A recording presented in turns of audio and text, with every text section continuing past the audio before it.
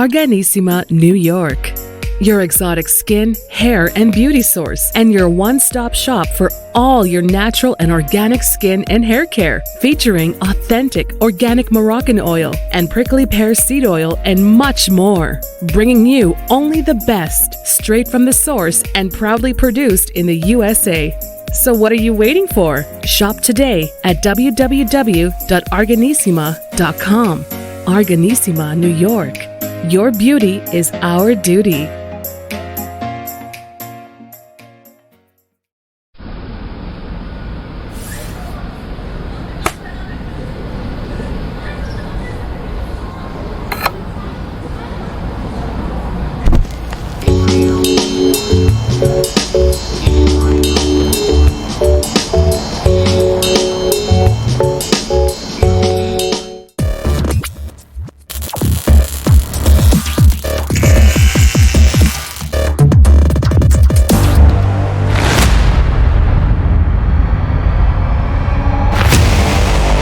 Folks, welcome back to the iHealth channel, iHealth Radio, new day, new show, new guest, and a very dear topic and a very difficult topic, but also a great person I have with me today. And the work she's doing is, and it can help a lot of people live better.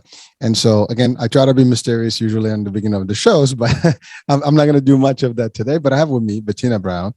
She's a physical therapist by I guess profession, but she specializes in something more to work with certain folks with certain illnesses.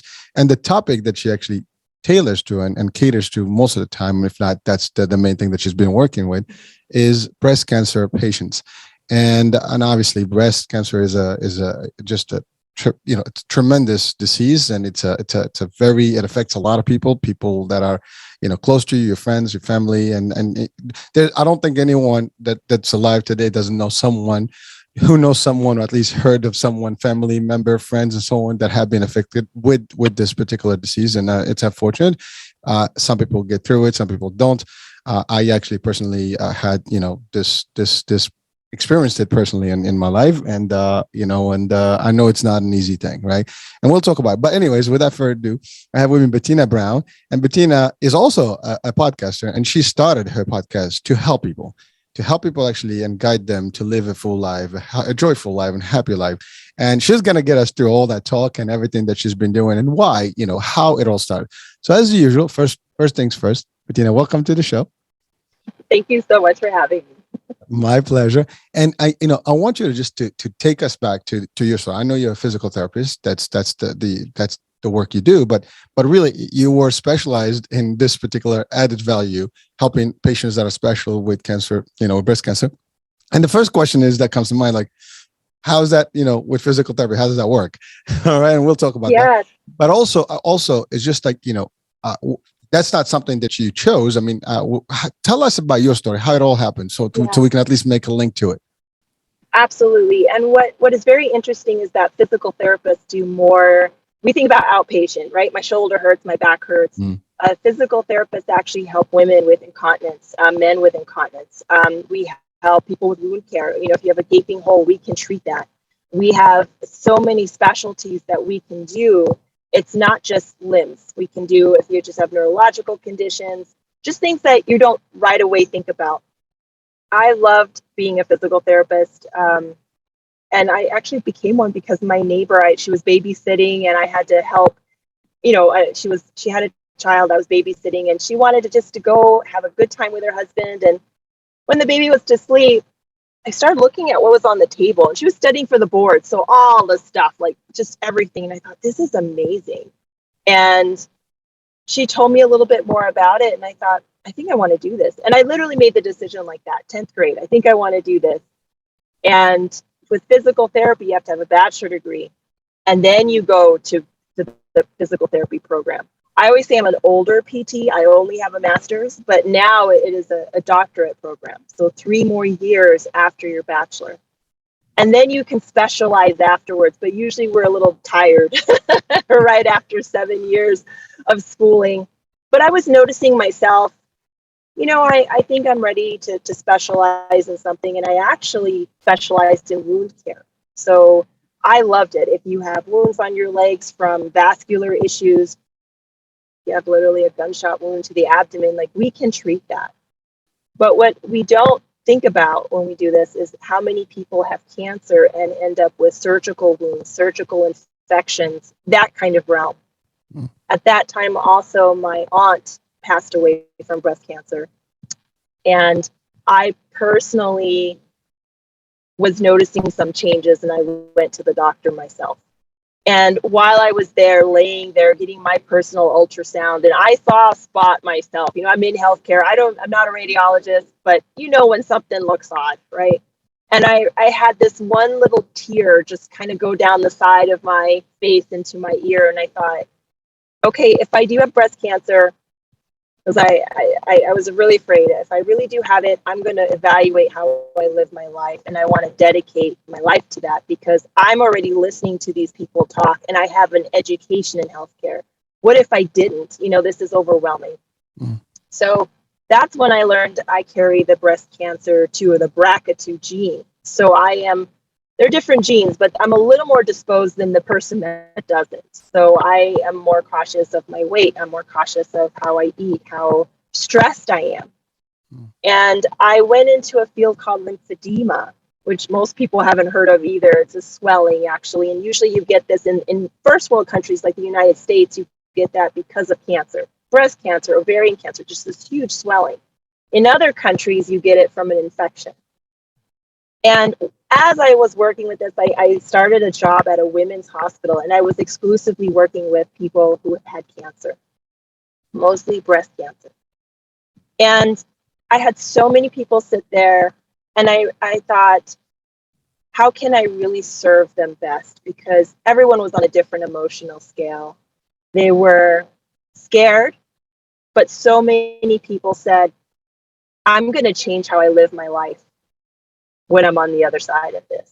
It's already changing the way I live my life. And so that is where I just continue to focus on how to change your life, how to change our own lives. And I realized the gap, and I can't even express to you how many people I've seen, numerous doctors who do phenomenal work, but have 7 minutes with you, 15 minutes with you.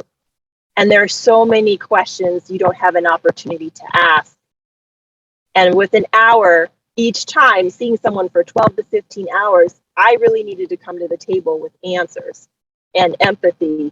And that's where this whole mission statement came, where I'm talking to people who should know this answer, but don't have resources. And as a lymphedema therapist, I live in New Mexico, Albuquerque region. There are 5 lymphedema therapists. We are a population of over 500,000. It is not acceptable for people to drive 2 and 3 hours for an appointment and then see you, and you're so busy that they have to wait 6 to 8 weeks to see you again. To me, I find that unacceptable. And so that's where I've moved on to this mission. Well, that's a lot. It is. and it is a great mission, and it is a honorable mission, I would say, and noble. I mean, you're helping people, and you made it your own personal, I guess, job. Really, I mean, I'm assuming this is not something you get paid for. Helping people, it's a guided, it's a guidance. I mean, you do have your career, but I want to just go back to the steps, right? So you went into this field, and then you specialize in this particular, wound care, and then you discovered, it's not discovered, to your point. A lot of people may, as I asked you, like many people may have the question, like, well, what does it have to do with breast cancer? But you're right. People have, surgeries, and they have wounds, and you have to take care of them. But then now you have to deal with their, person and their emotions, because you know how it is when someone, I work with the seniors, and without any problems, they just talk to you because they need someone to talk to. Now, when someone is sick or going through these changes in life and the fear and the unknown, there's a very good chance that these people are going to want to talk to someone, at least relate to them. And it is sad, but that is a big, component you just mentioned, that in the healthcare, at least in the US, I'm not sure about other countries, probably is worse in some places, maybe better than others, I don't know. But you're right, the healthcare is busy. And doctors are also very busy. Population, ratios are higher, and therefore there's very limited time that they can dedicate. I mean, even with what we call now, it's the private medicine or whatever, those concierge medicine. It's still, you pay for it and you still get your dedicated time, but not everybody can afford those, and those are just the 1%. Maybe a couple of percent Yeah. that can have access, but the average person goes to a regular clinic or a health center, and or even their primary care doctor. But there's a lineup, there's a whole room waiting area with a bunch of people and patients, and at best the doctors, sometimes they're good. I mean, some doctors will take the best time, and they give you all, but you're right, it's never enough. And not when they do the routine stuff. They check you, they do this, they tell you the diagnosis, if there is something, if prognosis, whatever. But at the end of the day, they're not going to be able to talk about your emotions and empathy and all the stuff, and get you like in that. Yeah, You need a therapist for that. And I'm talking you a mental do. therapist. Yeah. So it's a whole different thing. And some people do have resources for that purpose as well. And I know you guide people towards these resources where they can get more for themselves. And there's agencies out there, associations, and so on and so forth that can help. But you're right, that is a big deal, and it's unfortunate. And you, as a provider, being in the clinic setting, working with these patients, I mean, you're seeing it now. The other part with you is that you are someone at risk, Hmm. based on your genes, and so I know that is not an easy thing to live by. I mean, I'm sure you don't think about it every day because you can't. I mean, that'll drive you nuts. But at the same time, you're cautious, you're aware, and so awareness here is key. Now, I know that there is a routine that needs to happen every year with women. They have to check, Hmm. and I guess in your case, maybe even twice a year. I'm not sure the frequency where you need to do mammograms and stuff, but either way, women have to be. And by the way, this is not about women only, because it affects women, but Hmm. it affects everybody around them. So their spouses, Yes. their significant, their kids, their family members. So when I'm saying this is actually, it starts with the women, but it's more. I mean, this is a whole, because I relate to it, because my ex-wife, had breast cancer, and she passed on after a couple of years of chemo and treatment. Now, we weren't together, but we were still friends. And my son Yeah. is, she's my son's mother, and while we were, it was sad to see that whole transition, how it went, and it was very quick, and then the way she deteriorated and things like that, it was bad. And she kind of had a comeback, and then eventually that she just couldn't, I mean, it just got her, the chemo and everything was not, she wasn't strong enough to take all that, and unfortunately she passed on. But like, it affected my son, for example. I mean, he saw his mom going through that stage, and that's a tough one. But those are things that people sometimes don't even realize, like what can go into somebody's mind, and who is affected with it. So again, I Yes. just wanted to make that clear, because it's the people, obviously the person herself, is going to be affected with this, and it is not easy. Just go into the mammogram. I mean, I know my mom, for example, when she goes, I mean, she's a senior, and I take her, and every time she goes, she's terrified. you know, We're uh, worked up. Yeah. yeah. I mean, she has to go routinely, but but she's a an older lady, but it doesn't matter at any age. That's still frustrating to go in, and you don't know what's the next, what's going to happen, and God forbid something. Then you get the anxiety attack before you even show up there, and then when you do, you're crossing fingers and praying, hopefully nothing happens. So it's a very difficult. I mean, as a man, I cannot speak to it. I can speak to it from a prostate, version, because we have the Yes. same problem. That's another one. You get a certain age, and now you have to worry about prostate. And sadly, my dad passed, with prostate cancer personally. So I can tell you, on both sides, I'm like you. You've seen. Yes. I've seen Yes. both sides, so I can relate to those things, from a personal experience, and it's tough. And you hope for the best. That's the key. But sometimes good words, sometimes people supporting you, it's a big deal. And seeing someone with a loving and showing empathy, with you. I mean, have somebody to relate, to talk to. That's a powerful. Your podcast does that, and your work does that. And so now we established basically your background and how you did it. Now, some of the experiences, I know you've talked to people, and so what are some of the regrets or some of the things that people come up with that Yes. got you really like emotional about? So I'm going to answer that, but I'm going to say this too. Very few men will get breast cancer.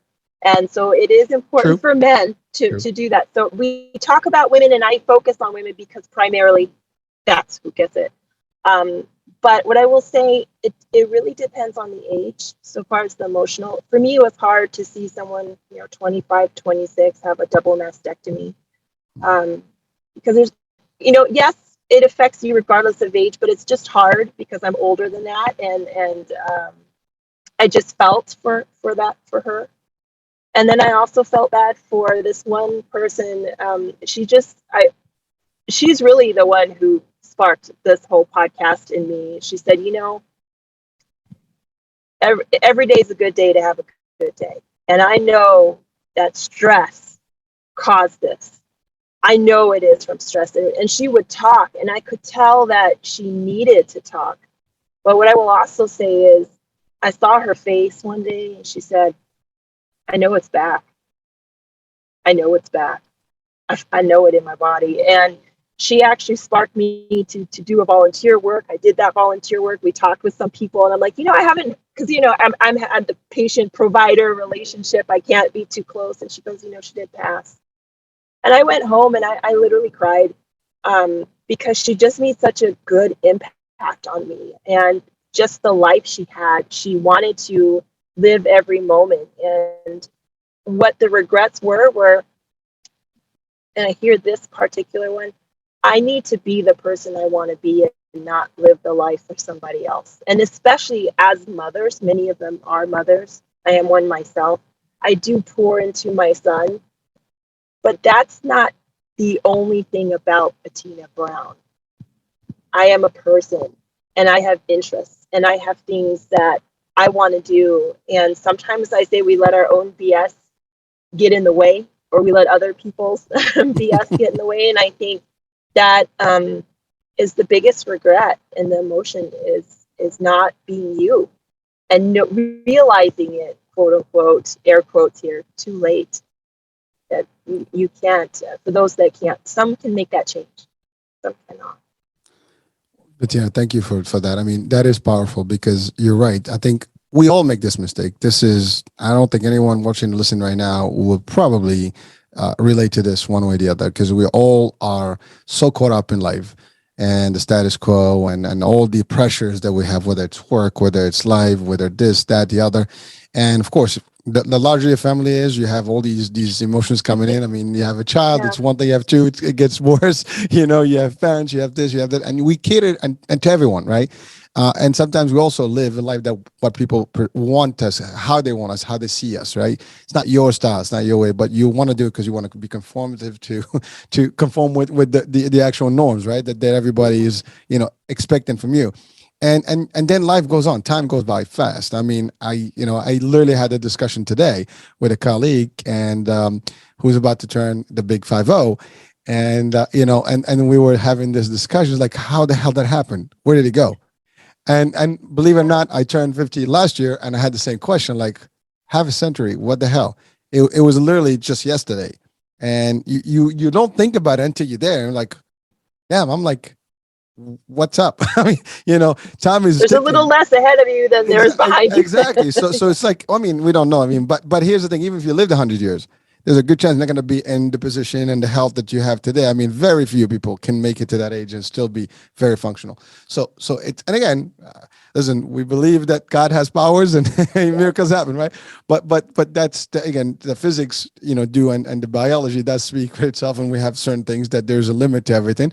But the fact is, when you think about it, everybody, today is here. Tomorrow is not guaranteed. Most people, I mean, we talk about positive inspiration in some of the shows, and a lot of people are caught up in the past and everything that happened. And yeah, I mean, if things happen, you can't do anything about them. So that first thing, to your point, stress, most people think about breast cancer or any disease, especially to modern diseases are, although I can't say modern disease because these things did linger before, but now more relevant. But they are drivers behind them, right? And one of them, I mean, it can be genetics and things like that. That's just potential, and it can turn to something. But you have things that are society based, like the stress piece. Life is different today, and if you, even in some parts of the world, life is still kind of antiquated, and people live an easy life. We live in one of the most advanced societies, most like a dynamic and very like just go out there crazy, right? You wake up in the morning and you run, and then the whole day goes up. Exactly, go, and then you come back. You don't even have time to eat properly. I mean, we had these discussions before about, for example, in Europe, in Spain specifically, there's the siesta time. They finish work, they go to home, they chill, they relax. their lifestyle is different. Their food habits are different. There's no eating while you're running. I mean, people look at you funny if you grab a burger and walk out in the street. And I'm giving a bad example with a burger, but or whatever it is, you take something fast food and you're like munching in the car, and we see that. I mean, I'm guilty as charged. I mean, you're working, you're going to a meeting, you're grabbing your food in between, or you actually have a meeting and a conference, and you're like, talking and chewing, and you don't even enjoy that food, right? And that has been the problem. And so we're worried about the finances. We're worried about everything, the inflation. I mean, the world is really gone crazy.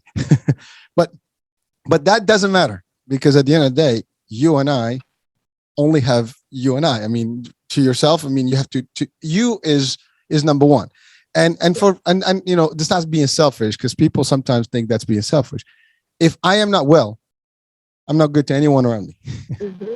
That's the other part. I mean, you said you're a mom, and if you're sick, you're not going to be able to give, to your son or daughter, right?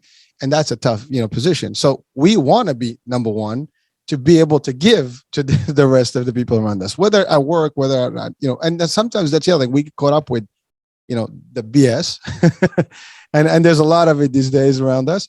And I mean, I'm sorry, but it's fact. I mean, we all deal with it. We deal with it. I mean, let's call it what it is, right? I mean, some people are like, there is BS. Trust me, everybody's life has BS in it, and people kind of make a good contribution to it. So I read this quote the other day. Is the most quote? I think it was something on TikTok. But it was somebody that said the most dangerous person is someone that says it is what it is, because there's nothing you can do to them. And I'm a believer of that. Personally, I'm one of those folks that, it is what it is. The world can burn. There's nothing I can do. When things happen, there's very little that you cannot prevent. Or if you pass the stage of prevention, the facts are happening. When something drops, you can't fix it. It's done. It's broken. I mean, maybe you can, but chances are it's never going to be the same position as it used to be, right? Very hardly. So you sweat it. Some people, oh my God, what happened? Why? Yeah. You don't question the why happened, but now you have to see how you're going to live. And right. We're talking just general stuff, but when it comes to life and health, I mean, health is wealth. I mean, there's nothing, I think you can have trillions, infinite money. It will never bring your health back. You can buy limbs, you can buy things, but even those are not guaranteed that they're going to work, right? Correct. You can have all the surgeries, and they plug you in with all different parts. You still, there's a good chance it's not going to work the same way, and something can malfunction, and you don't want to go through it, God forbid, right? So money cannot buy health. It can support, a healthy style maybe, and that's a different story. Again, money is a means, and it's not the end. But depends how, and that's the other thing. People think money is the only thing, and happiness is attached to money. But when you health, many people lose their health, and they will give the world, and they're rich. They give all their money just to exchange one good day where they can do what they used to do when they were healthy. And that's a big deal. And for someone to go through it, especially in this experience, and again, I can speak to it because I've seen how someone can go from like so much life and energy to really weakening, and becoming so weak and stuff and frail and not be able to do much. And I've seen it. And this is a young person. I mean, when I talked about my ex-wife, she was 47. So when she passed, and I mean, fairly young compared, I mean, that's mid-age, but the fact is she was full of life. She was, and who would have thought that that's going to happen to her, right? I never thought about that, that she could be one, that had this dilemma in her life. No one knows how we end, right?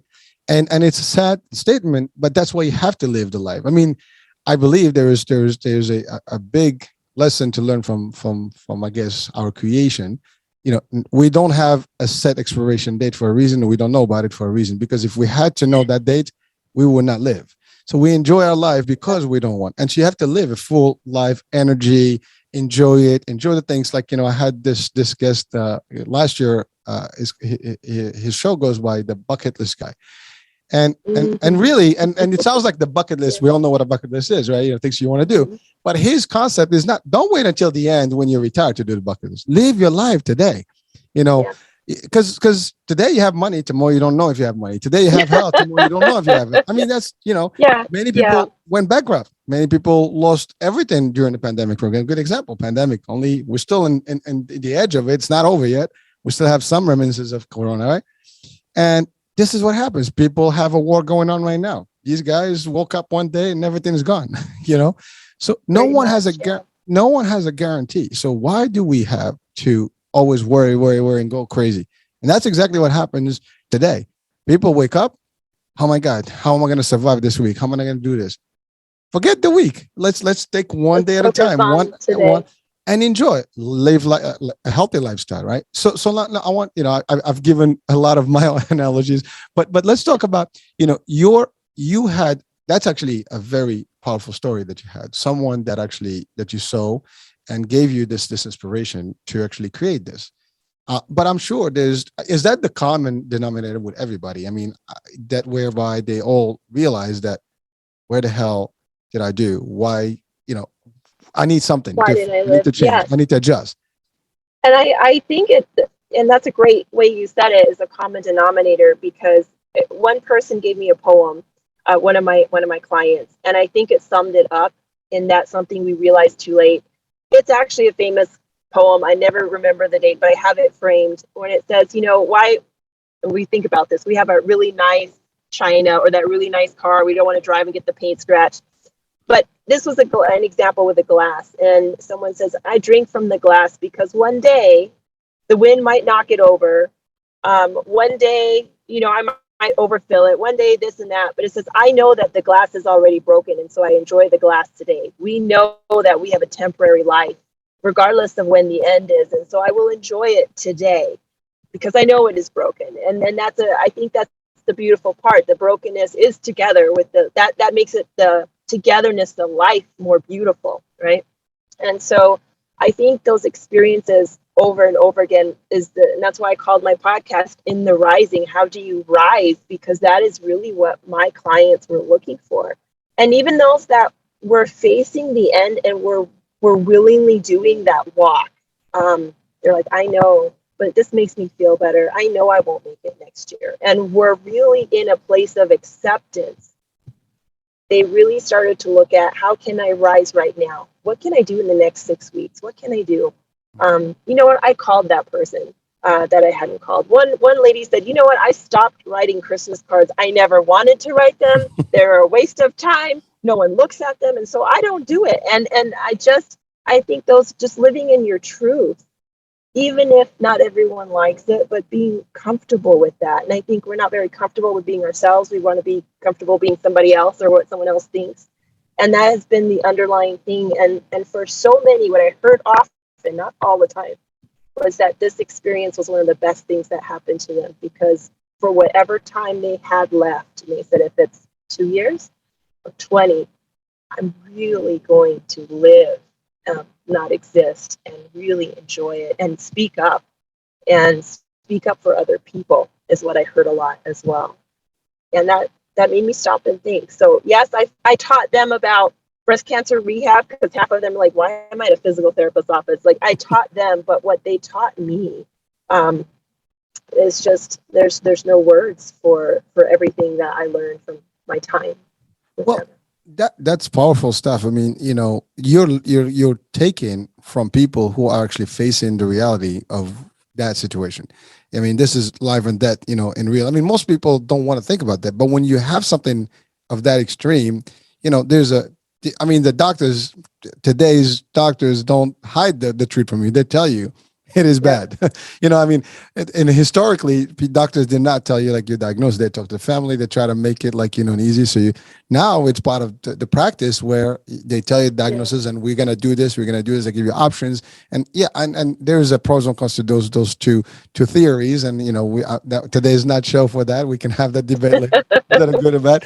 But the fact is, it is clear. And so when someone is facing the reality of, wow, and by the way, just a simple example. When I heard about my dad, for example, or and even my ex-wife, the idea was like, you think that it's not going to happen.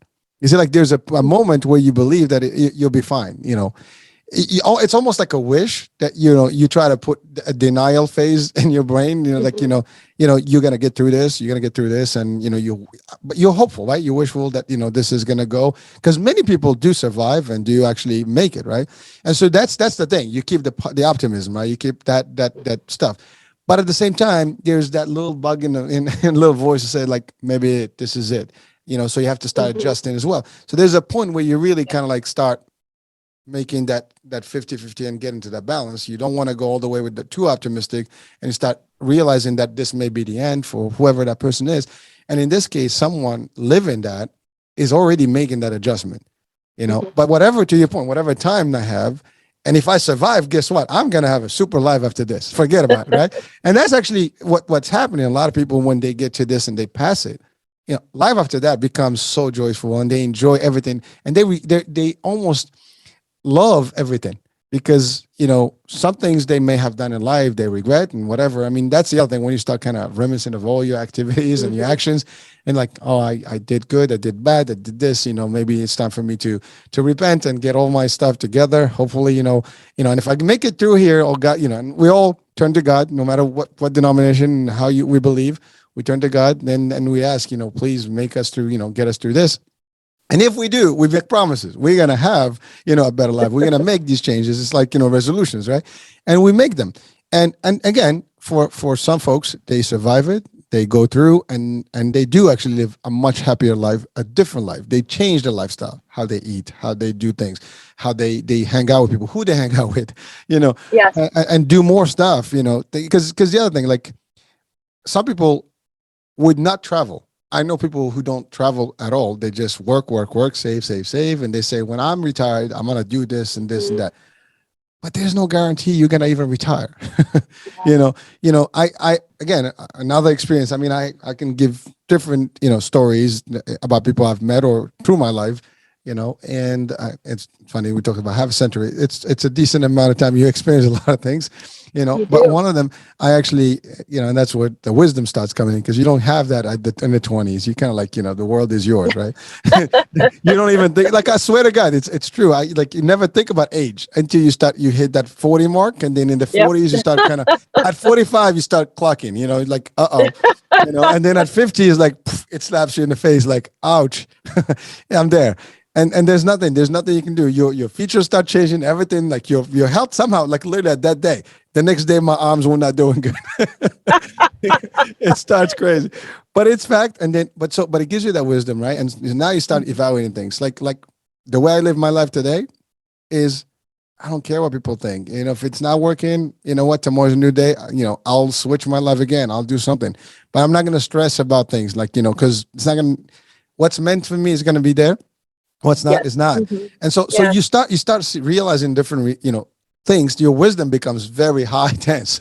So you start actually evaluating things differently from a different lens, and basically it's almost like you're on a ceiling, on a roof of a top, a building looking down so you can see things, more, the vision field is bigger.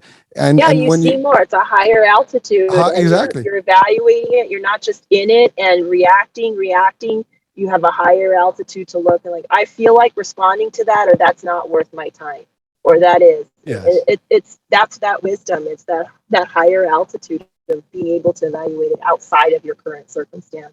And Bettina, you said something about living with other people's expectations.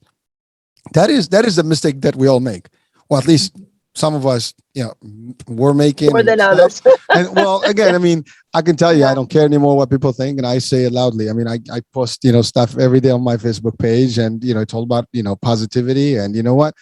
You don't like who I am, you don't have to be my friend.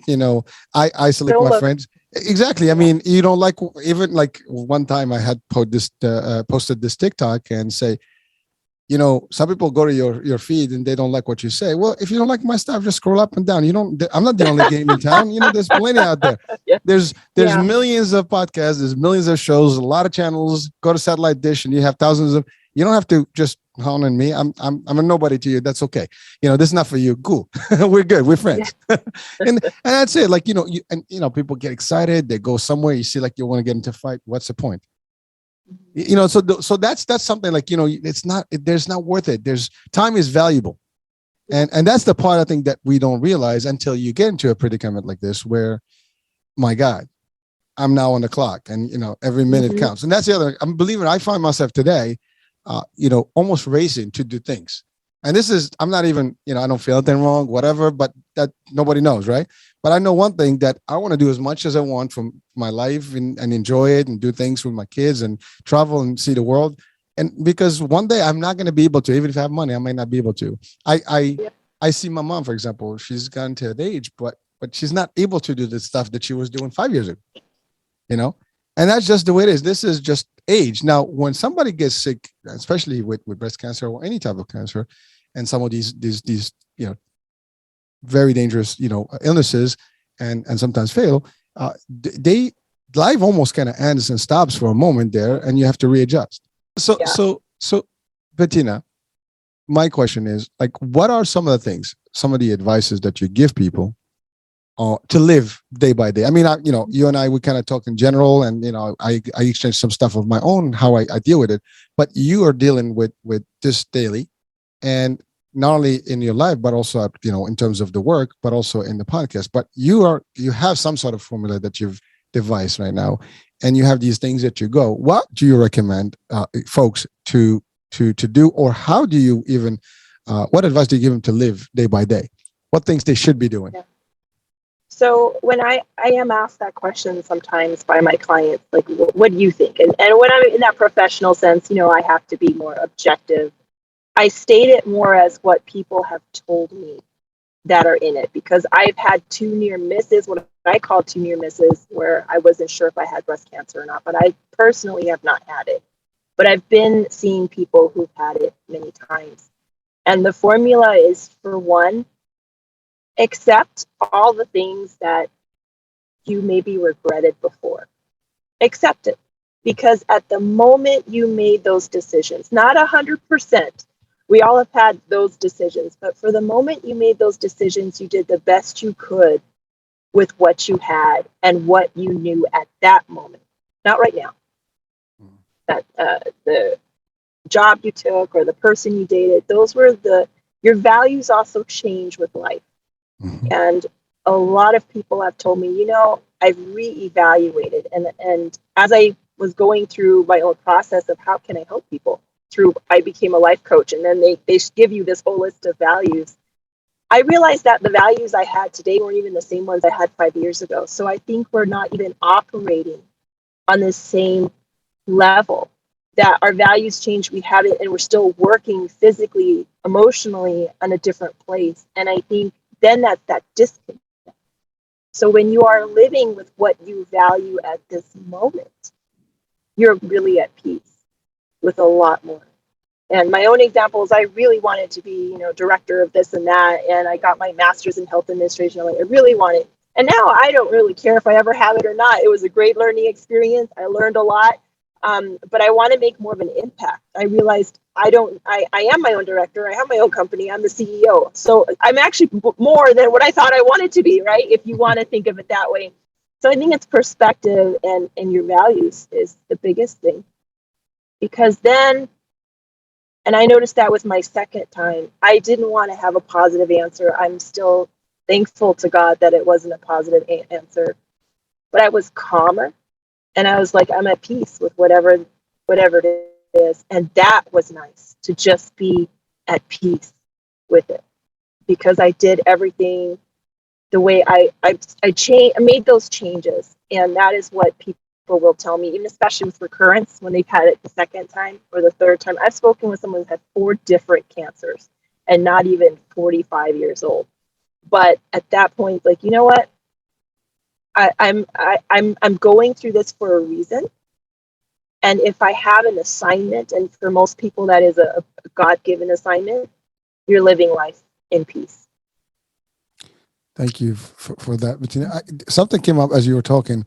Now, some people, I mean, if you just listen to people who are in maybe the same situation, and or have, you know, more tragic, you know, endings and things like that, or family members, you know, doesn't that affect you also? I mean, as a person, if you hear all that, you know, I mean, it's almost like it starts becoming your reality. I mean, do you give people advice to maybe change the setting and kind of like maybe, you know, talk to people that may not, because I've experienced this family member who actually had, you know, a type of cancer, and then ultimately for about a year, that's all that person spoke about.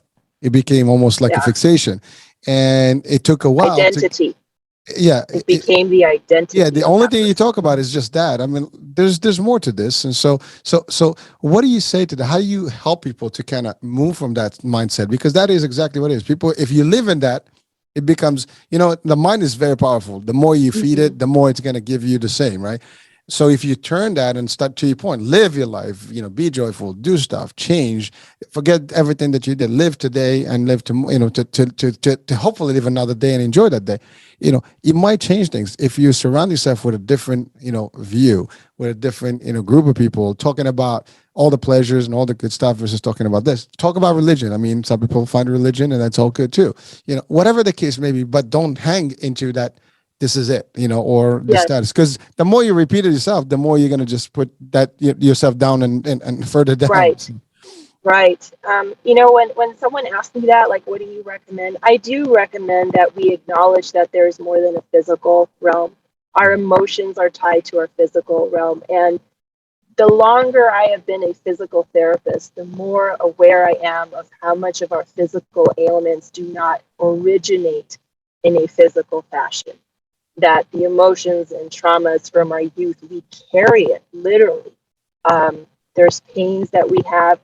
It is okay to, we call it now alternative, but there's something called healing touch where a lot of my clients have gone to a trained nurse, an RN, who learns different ways to talk to you, but mostly just to put her hands on you or his hands on you. We are not touched unless they're even in a romantic relationship. It's maybe we hold hands, but we don't touch each other.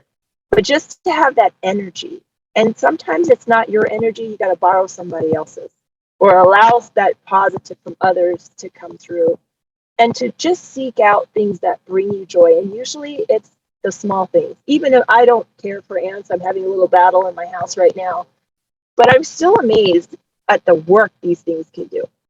And just look at awe, and that's a proven thing so far as research. If you can be in awe of something, then your entire body shifts, your frequency shifts, your, like, literally your brain waves shift. Not everything is power through. And I love to, yeah, I'm a fighter, I'm a breast cancer survivor. And even a lot of the clients, like, I'm tired of always fighting. I just want to be sometimes. And whatever you need is the right answer. Thank you for that. That's powerful. But you're right. The main concept that you hear all the time is, survivor. By the way, we want people to survive. We want people to Yes. actually, get better and hopefully defeat and be better and live happier life. And I support that 100%, 200% now. But again, in that same time, you have to keep the positivity. You have to keep a very high energy spirit. Your spirits have to be high. Your spirituality has to be high. That's the other thing. I mean, that's why a lot of people actually become more religious, because at the end of the day, that also gives you a different support system. Now, whatever religion you believe in, they all have the same frequency when it comes to talking to God and being closer, and that's a different thing. But some people also relate that to death, and that's the other part that we have to be careful. So it depends who is the person, how they operate. Some people can take it to the extreme and not be able to come back, or not be able to balance it out. So you have to have both levels.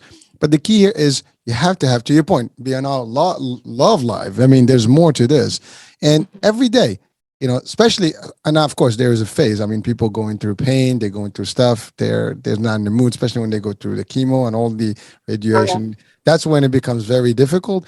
But once you get through that phase and get through that pain that goes with the treatment, now you're back, and now you have to live. I mean, that's it. I mean, that's the bottom line. There's live, to your point. Doesn't matter. No one.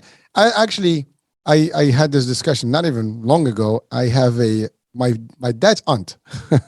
So this is somebody that I'm 51. When I realized that she was my dad's aunt, she was already, like, very old at the time. So she only died 2 years ago, and she had breast cancer before I was born. In many cases, back and forth, and she was treated and stuff. But she lived longer than all her siblings and everybody else, and some even of their children. So we don't know. So hope is a big deal also. You want to know, Yes. don't think about always all the people that are leaving us because of this, but think about the people that are here past this. So again, it's a mindset. You have to shift it. You have to see where you can find your balance and cling to it to make sure that you have a better outcome. If you do it that way and you depress yourself, you're just stressing more, and that's just going to help, this thing get worse. At least that's my experience from what I've seen. Yes, yes. I'd have to say that if you're in your, we would call it our gratitude journal, whatever, but if you're in a better mode, and however you get there, finding nature, the Japanese actually have a word for that, and I don't know what it is, but I studied it, and if you're in nature, you really become healthier. Like, we need that. Even in our cities or what have not, we need to be there. So whatever connection, feeling like we're a part of something, that's what religion is. True religion, spirituality, is being part of something. Belonging. We are belonging creatures, and often we feel isolated. Cancer isolates you. So feeling connected, it really helps your healing process. Thank you. And some people also, they get into this label business, right? It becomes a whole thing. Some people, they really live with that 3-point identity, right? Not a very good way to do it. But again, I mean, I cannot speak for someone because they're going through that. And unfortunately, people, sometimes their emotions, overcome, and they have to do whatever it takes to get them through it. Right. But so you're doing this pretty much every day. What kind of difficulties do you experience, doing the work you do? I have actually started to just decompress and ground afterwards, because I cannot take that on personally, because I won't be able to do it. There's always a case here and there that hits you deeper, but I think if I can take that lesson, what I've learned about emotions, about spirituality, and I can take my experience from working with many people, because we may know a person with breast cancer or 2 or 3, but most of us don't know hundreds. And if I have that opportunity to take and culminate that, my frequently asked questions, my biggest concerns, and dispense that to people's hands, again, you need your own healthcare team to know you personally, but that doesn't mean the general information should be out of touch. Then it is worth it. Then this is part of it. But I also just really try as much as I can. I'm human. I try to just do what I preach, enjoy my nature, enjoy my life, and the way you live your life. There's a saying, you can preach the gospel as loud as you want, but the biggest way to do it is by living your life. And so I can talk all about health as I want, but the biggest example is how I live my life. So, a couple of things as you're talking about that. Do you refer folks to maybe additional type of health, like holistic stuff? I mean, because I know that's typically, and by the way, I've had discussions with people who actually had some terrible levels of cancer and things, and they went to a holistic, approach and different medicine, in addition to this traditional stuff, and and they were able to actually kind of overcome and stay healthier and live a happier life and vibrant life. So, do you leverage that? Do you actually recommend that? I don't know. I do. I talk about it. A lot of my clients really like the healing touch. A lot of my clients like Reiki. So I became into Reiki because I wanted to know more what I'm talking about. When someone asked me, well, what is it? I don't have to do it for you. I don't have to be your Reiki I'm your physical therapist, but I at least know what I'm talking about, versus you having to just kind of put it together. I talk about spirituality for those that are wanting to be open about it. I also just allow that space for people to feel comfortable to ask those questions. That's the most important thing. Sometimes you need a therapist to deal with your past. Sometimes you need a coach to deal with your now and how to live in your future. And I explain those differences, because when you hear the cancer word, everything stops. But when you have that time, you let it all out, but then you realize there's other layers to that onion and questions. So yes, I absolutely believe in the benefit of having a full approach, have everything available to you. Great. So what resources, I know you and I were talking earlier, we talked about some website and some places where people have enough resources to help them and guide them. Is there just that particular platform, or you have different ways to kind of, I guess, recommend to people and guide them to? So my basic resource right now is that's why I built this website, breaststudy.com. where it has me. I have a quiz on there that you can talk about, or you take the quiz and you figure out what are your major questions. Are you concerned about breast cancer recurrence, the lymphedema, breast cancer pain? So that way you can start to hone in, where are you? Because there's so many things and you can be overwhelmed with what your needs are. Then I also talk about resources and how to link to lymphedema therapists. We don't have a lymphedema doctor. They can get that training, but they're not going to treat you that way. They make a lot more money being a physician. So how do you find a therapist in your local area? So I have those on there. A lot of your breastcancer.org is phenomenal, but I'm really trying to culminate on my website these different areas so you can just have it at your disposal. All right. Well, we're going to have that in the link of the show so people actually can tap into it. Also, link to your podcast so people can actually listen to you and your guest and talk. Now, your guests are typically, maybe medicine folks or healthcare folks, or also some of the patients. You know what? I've had some people have gone through breast cancer as patients. I've had some physicians, even talking about addiction, health. But my main theme that I heard from my patients is I want to rise up to live a life that is not full of regrets, walk away from the shame and the blame because it does nothing for you, to rise up wherever you are.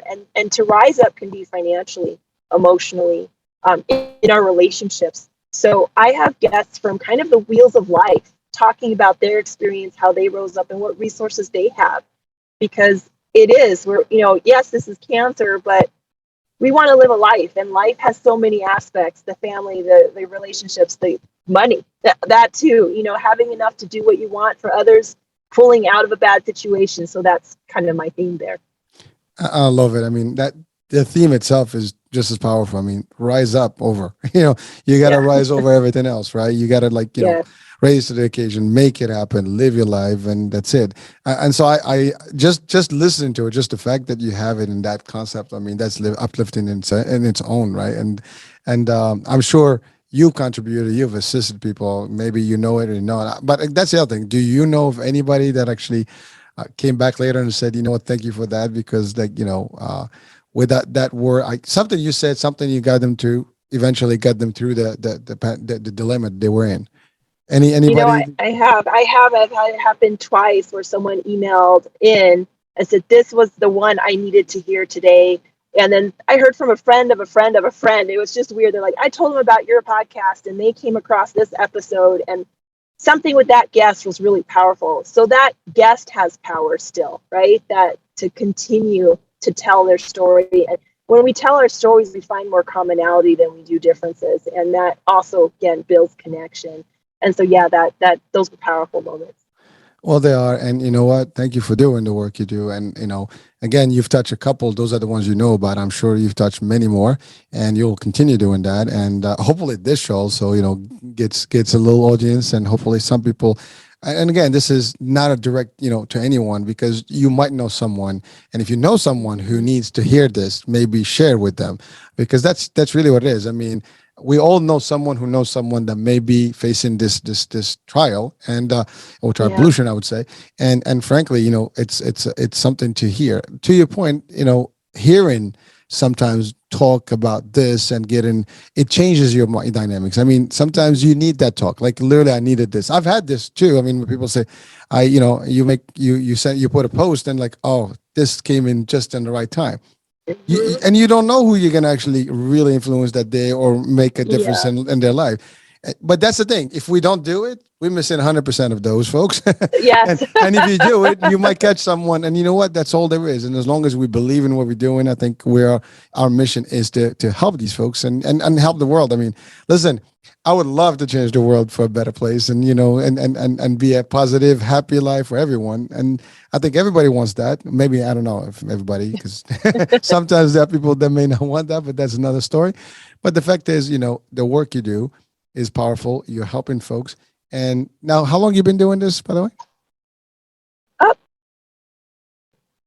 I have been doing this for over 10 years now. And I've been a physical therapist for 16 years, but I've really honed in on breast cancer in the last 3. Wow. And I'm sure you've seen a lot of cases, a lot of stories. I mean, do you have a patient load, on a regular basis? Yes, and so I've changed it a little bit, so it's not full time. It's not so much full time because it's hard on the body yourself. But yeah, 6 weeks, 8 weeks out, and now I'm really trying to focus on getting just not just my local area, because some people will drive 2 to 3 hours for a 1 hour appointment. Now I've really shifted to really just trying to reach people in English speaking countries as much as possible. And anyone else, who just to get more of the word out, because again, 5 people in a city of over 500,000 is insufficient. So I'm trying to just reach people wherever they are. Yeah, that is amazing. I mean, that's a tough. I mean, to your point, 5, and that's a lot of people, and the ratio is not going to be enough for anybody. No, I mean, no, it's not. It's not I a mean, good ratio. to see somebody, the next time it's a couple of months later, and you don't have. So that's the other thing, the anxiety that you have to wait to see, because you need that treatment, whatever. Listen, I mean, maybe there's something that we have a whole different talk show and get some people excited about maybe opening up some more stuff in your area. Or if it's happening in Albuquerque, I'm sure it's happening in other places too. So, so this is probably, and by the way, we don't even know if it exists in other countries, because I mean, obviously people are going to listen like, we don't even have this. Right. And it is sad. I mean, because like I said, the healthcare, systems vary from one place to the other within the states. Forget about it. And then we go out, it's even worse sometimes.